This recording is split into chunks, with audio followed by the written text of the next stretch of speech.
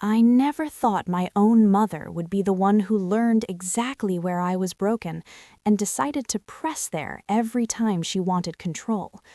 For years, I told myself this was normal, that every family had scars, that love could hurt and still be love. I was wrong. Looking back now, I can see how carefully it all began. Not with shouting, not with cruelty you could point at, but with emotional manipulation so quiet, so personal, that I didn't even realize I was being shaped by it. I'm a woman in my early 30s now, independent on paper, functional to the outside world. But back then, I was still my mother's daughter, the one who listened, who tried harder, who carried the weight of being the strong one. My childhood wasn't violent, that's important to say. It was controlled, measured, conditional. My mother liked to remind me how much she had sacrificed, how lonely she was, how no one understood her the way I did. When I struggled, she framed it as weakness. When I succeeded, she framed it as something she enabled. That's how a toxic parent operates, not by destroying you outright, but by convincing you that you cannot exist without them. The trauma she used against me didn't come from nowhere. It came from a relationship I had in my early 20s, one that broke me quietly and completely. I went to my mother during that time because I thought she was safe. I told her things I had never said out loud. How I blamed myself, how I felt unlovable, how I was afraid of being abandoned. She listened, she nodded, she held my hands, and she remembered everything. At first, she used it gently. If you leave, you'll end up alone again. People always hurt you, at least I never would. You know how fragile you are. It didn't sound like cruelty, it sounded like concern. That's the most dangerous part of emotional manipulation. It wears the mask of care. By the time I realized something was wrong, my life decisions were no longer mine. My relationships had her approval, or they didn't exist. My career choices were questioned until I doubted myself. My boundaries were treated like personal betrayals. And every time I tried to push back, she would bring up my past, my trauma, my weakest moments. Not to help me heal, but to keep me small. That's when the betrayal started to sink in, slowly, heavily. Because when the person who claims to love you most uses your pain as leverage, something inside you changes. Trust doesn't shatter loudly, it erodes.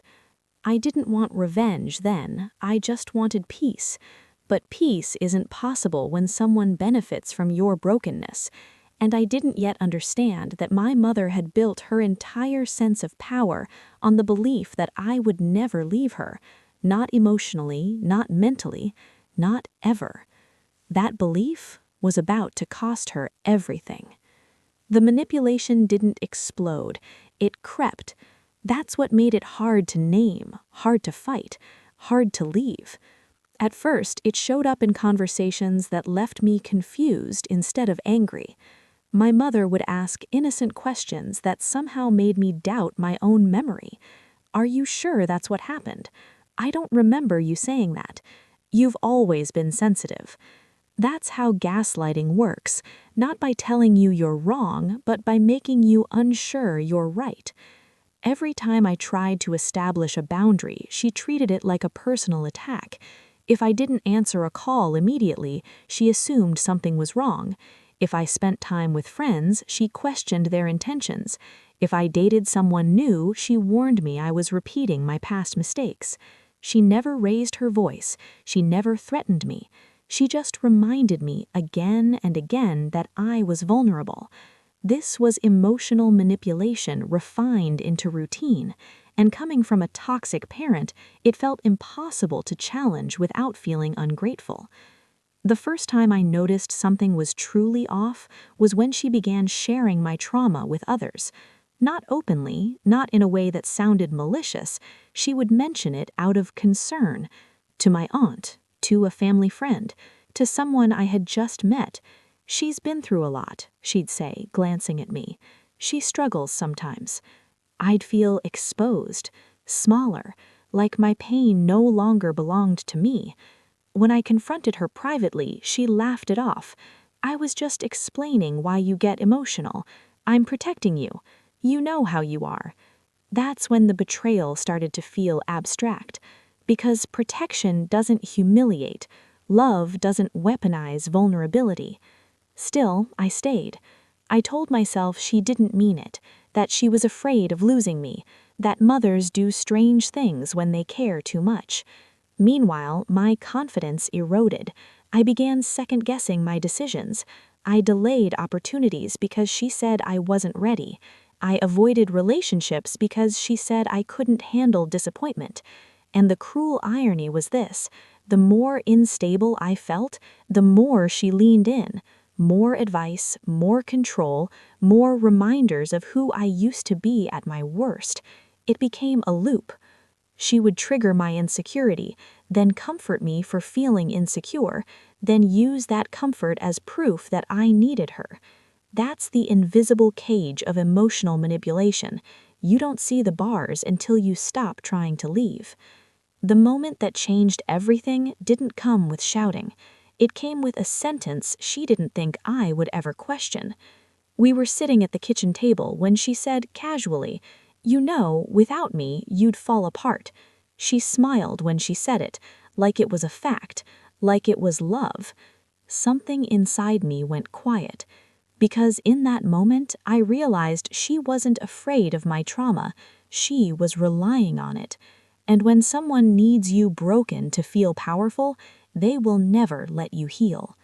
That was the beginning of the end, even though neither of us knew it yet. After that night at the kitchen table, I started listening differently. Not emotionally, strategically. I noticed how often my mother spoke for me instead of to me, how she answered questions that weren't directed at her, how she corrected my memories in front of other people with a soft laugh and a sharper intention. It wasn't subtle anymore, it was patterned. The real shift came when I found out she had been talking to my ex, not casually, not accidentally, consistently. This was the man who had caused the trauma she claimed to be protecting me from, the one who had shattered my confidence and left me doubting my worth, the one whose name still tightened my chest when I heard it. I didn't discover it through confrontation, I discovered it through silence. One afternoon, I borrowed her tablet to look up a recipe. A message notification popped up at the top of the screen. His name. At first, I told myself there had to be a reasonable explanation, maybe closure, maybe concern. But when I opened the messages, my hands started shaking. She had been updating him about my life, my work, my relationships, my emotional state. "She's still fragile," she wrote. "She needs guidance. She hasn't healed." Reading it felt like being dissected while still alive. This wasn't concern, this was betrayal layered on top of emotional manipulation, calculated and intimate. When I confronted her, she didn't deny it. She sighed. She looked tired. She looked inconvenienced.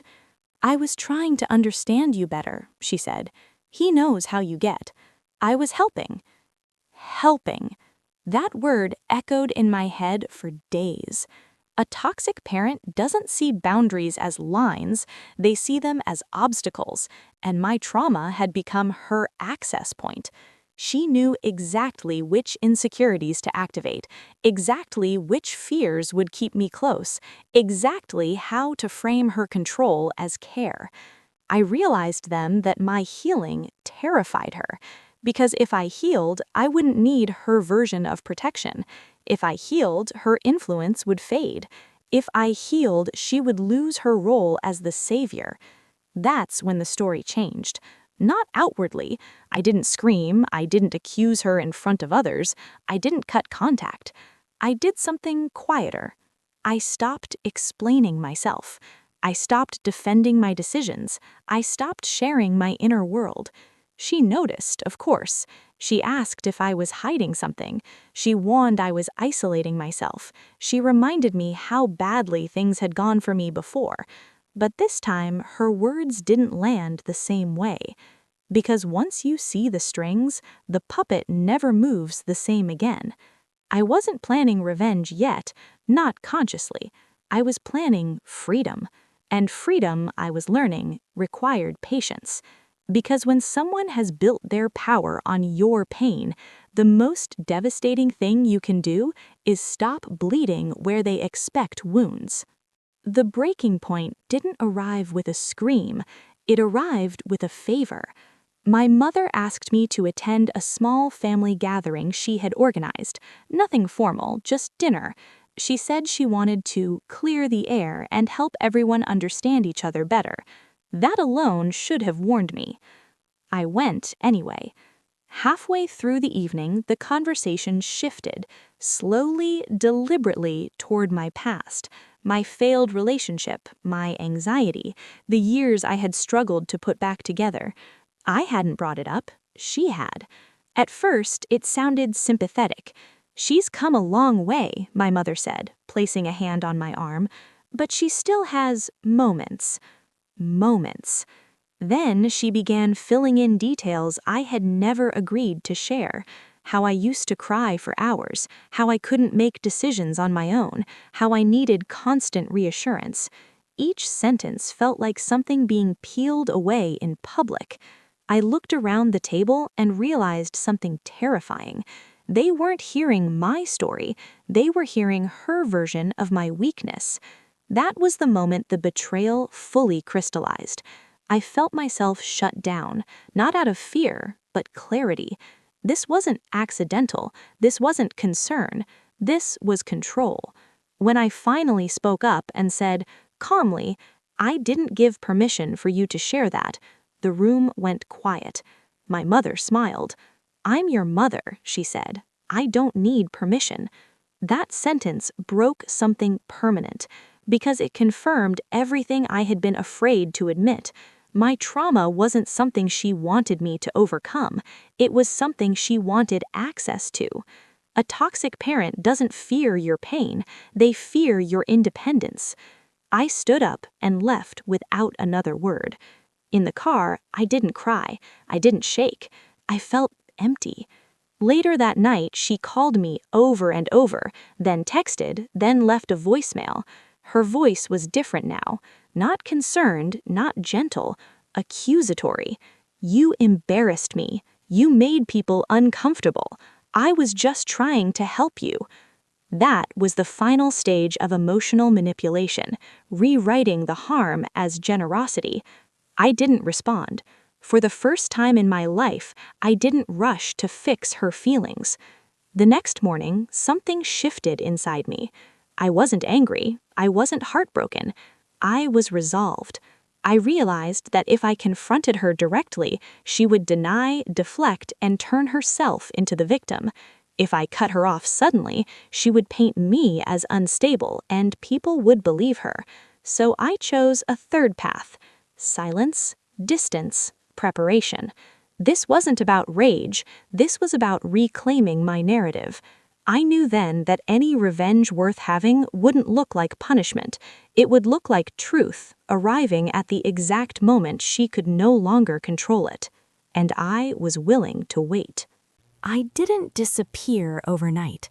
That would have confirmed every story she'd ever told about me. Instead, I became quieter, careful, observant. I answered messages late, not never. I attended events briefly, not emotionally. I shared surface-level updates that revealed nothing real. To my mother, it probably looked like distance caused by stress. To me, it was strategy. This is the phase people misunderstand when they talk about revenge. They imagine confrontation, exposure, collapse. But the most effective revenge against emotional manipulation is removing access, without announcing it. I started rebuilding my life in places she couldn't reach. Therapy first, not to process her, but to untangle the voice she had planted in my head. The one that said I was fragile, the one that said I needed supervision, the one that echoed every time I made a decision. Week by week, that voice got quieter. Then came independence, real independence. I accepted a role she had discouraged for years. I didn't ask for her opinion. I didn't mention it until it was done. She smiled when I told her, but her eyes didn't. That's how I knew it was working. A toxic parent senses loss of control long before they admit it. She began escalating, not with anger, but with concern. She warned me I was moving too fast. She suggested I was avoiding my trauma instead of healing it. She casually reminded me how badly things had gone before when I thought I was strong. But this time, her words didn't anchor themselves inside me because I had receipts. Not screenshots, not recordings, patterns. I kept a quiet record of moments, dates when she contradicted herself, times she shared my personal information without consent, situations where she framed my autonomy as instability. I wasn't collecting ammunition, I was collecting clarity.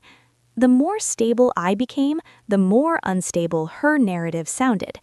That's the risk of long-term emotional manipulation. It only works if the target stays wounded. I stopped reacting. No defensiveness, no explanations, just calm acknowledgement. Thanks for your concern. I've got it handled. I'm comfortable with my decision. Those sentences frustrated her more than any argument ever could, because there was nothing to grab onto. No trauma response, no guilt spiral, no emotional access. The quiet shift didn't go unnoticed by others.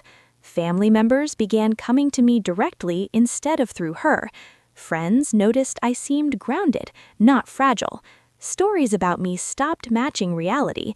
The betrayal she had relied on, shaping my image while I stayed silent, started collapsing under its own weight.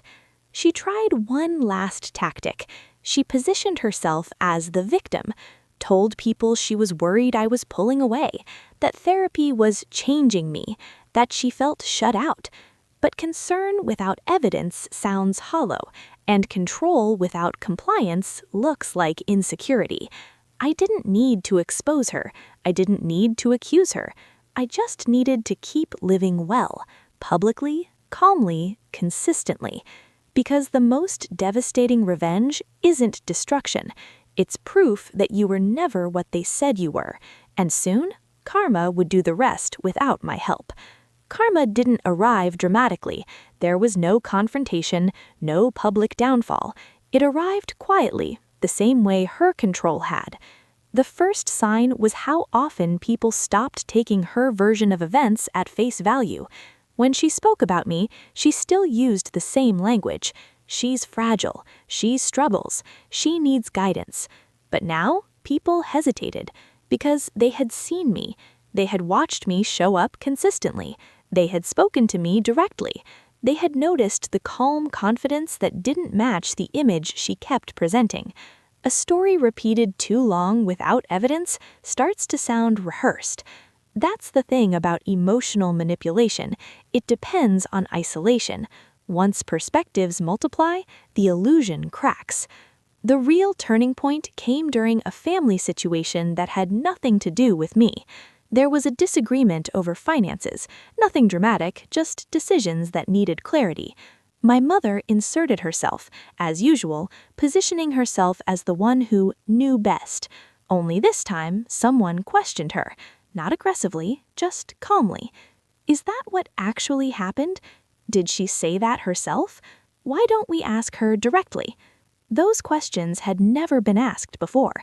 I watched her freeze, just for a second. That pause said everything. She wasn't used to accountability. She was used to authority. When control is challenged, it doesn't collapse immediately. It exposes itself. People began noticing patterns I'd lived with for years, how she spoke for others, how she reframed disagreements as concern, how she positioned herself at the center of every narrative. Her credibility didn't shatter, it thinned. And once credibility thins, it doesn't recover easily. I didn't celebrate, I didn't comment, I stayed exactly the same. That consistency mattered. A toxic parent expects rebellion or breakdown. They don't expect quiet stability.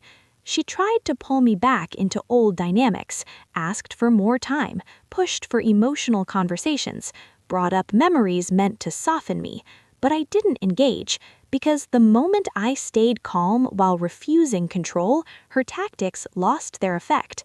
The final karmic shift came when someone said within earshot of both of us, "She seems healthier than she's ever been." My mother laughed, too quickly. That laugh was the sound of losing leverage.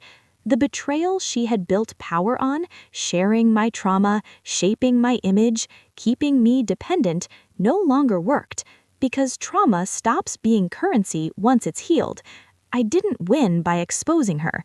I didn't win by humiliating her. I won by outgrowing the version of myself she needed me to stay. That's the kind of revenge that leaves no fingerprints. And when karma arrives that way, it doesn't ask permission. It just removes the throne. What surprised me most wasn't her reaction. It was mine. I had expected relief to feel like victory, like satisfaction, like something sharp and definitive. Instead, it felt quiet. Healing doesn't arrive with fireworks. It arrives with space. Once the power shifted, my mother didn't suddenly become cruel or apologetic. She became smaller in my life, by default. Our conversations stayed polite but distant. She stopped probing, stopped offering unsolicited advice, stopped bringing up my past.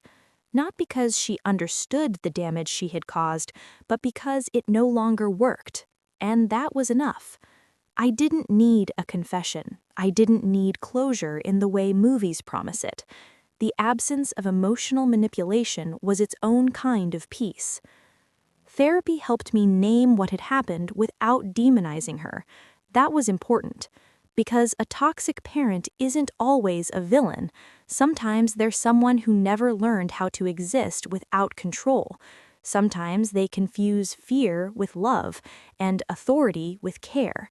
Understanding that didn't excuse the betrayal, but it freed me from needing to punish it. I learned that trauma doesn't make you weak. Unprocessed trauma makes you accessible. That was the hardest truth to accept. My mother hadn't broken me. She had recognized my fractures and leaned on them. And once those fractures healed, her influence faded naturally.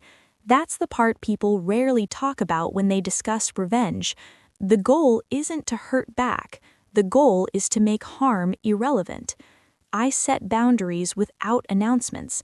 I shared my life selectively. I trusted my own perception again.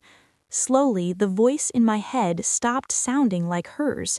It started sounding like mine. I no longer flinched when making decisions. I no longer needed validation before acting.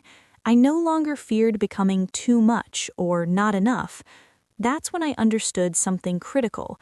The opposite of control isn't rebellion, it's self-trust, and self-trust changes everything. I didn't cut my mother out of my life, I repositioned her. She became a person I knew, not a force that defined me. That shift didn't come from confrontation, it came from consistency, from refusing to perform fragility, from refusing to explain my healing, from refusing to carry shame that was never mine. If there's one lesson I carry forward, it's this. When someone uses your trauma to control you, the most powerful response is to heal in ways they can't access. Because once you do, they lose you without ever being able to say you left. There are moments now, quiet ones, when I think about how close I came to staying small, staying dependent, staying convinced that love had to hurt to be real. If I had confronted my mother the way people often expect, with anger or ultimatums, the story would have ended differently, louder, messier, and probably in her favor, because emotional manipulation feeds on reaction. What changed my life wasn't conflict, it was clarity. I stopped trying to be understood by someone who benefited from misunderstanding me. I stopped hoping a toxic parent would suddenly choose empathy over control. I stopped waiting for an apology that would never come without conditions. That's when freedom became possible. The betrayal didn't disappear, it lost relevance. I learned that you don't need to prove what happened to you for it to be real. You don't need validation from the person who caused the harm, and you don't need to destroy someone to escape their influence. The quiet kind of revenge, the kind that actually heals, is choosing a life where their tactics no longer work. Today, my trauma belongs to me again, not as a weakness, not as leverage, but as a chapter I survived. I don't tell this story because I hate my mother. I tell it because I finally understand her limitations and my own strength. And maybe because someone listening right now is where I once was, confused, guilty, wondering if they're overreacting. If that's you, let me say this clearly. If someone uses your pain to control you, that is not love. Even if they raised you, even if they sacrificed for you, even if they say they're doing it for your own good. Healing doesn't require permission, and walking away, emotionally or mentally, doesn't make you cruel. It makes you free. So I'll leave you with this question, not as advice, not as judgment, just reflection. What would you do if the person who knew your deepest wounds was the one keeping them open? I didn't choose anger. I didn't choose destruction. I chose myself, and that choice changed everything.